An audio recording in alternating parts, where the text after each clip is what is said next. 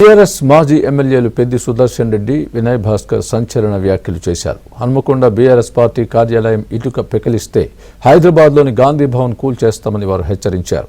గాంధీ భవన్ ఒక్కటే కాదు, అన్ని జిల్లాల్లోని కాంగ్రెస్ కార్యాలయాలను టచ్ చేస్తామని అన్నారు.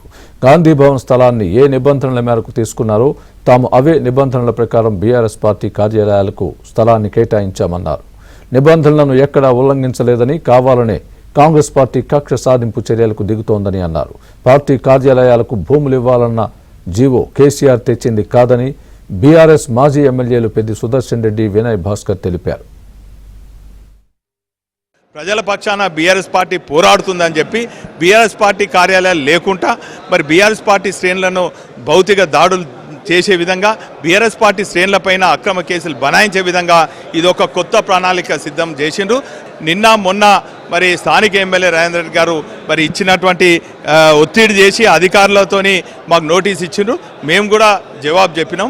నేను ఈ సందర్భంగా అధికారులకు విజ్ఞప్తి చేస్తున్నాం, ఈ అధికార పార్టీ నాయకులకు తలొగ్గి మీరు ఏ నిర్ణయం తీసుకున్నా పార్టీ కార్యాలయం తరలించాలన్నా కూలగొట్టాలని నిర్ణయం తీసుకుంటే దానికి బాధ్యత అధికార పార్టీ నాయకులు, అధికారులే అవుతారని కూడా ఈ సందర్భంగా హెచ్చరిస్తారు. హరాస్మెంట్ చేస్తూ నోటీసులు ఇచ్చి కూల్చేటువంటి ప్రయత్నం చేస్తూ ఉన్నారు. ఇటుక పెళ్ళ కదిపిన బీఆర్ఎస్ కార్యాలయాన్ని టచ్ చేస్తే ఖచ్చితంగా వారికి సంబంధించిన కార్యాలయాలకు కూడా అది వర్తిస్తుంది. అది వాళ్ళకి ప్రభుత్వం చేతులు లేదు కాబట్టి నోటీసుల పేరు మీద హరాజ్ చేస్తాం, అర్ధరాత్రి కూలగొడతామని అంటే మాకు కూడా కార్యకర్తలు, లక్షలాది మంది కార్యకర్తల బలం ఉన్నది. మేము రూల్ ప్రకారంగానే ల్యాండ్ను మా ప్రభుత్వాలు కేటాయించినాయి, జీవోలు ఉన్నాయి.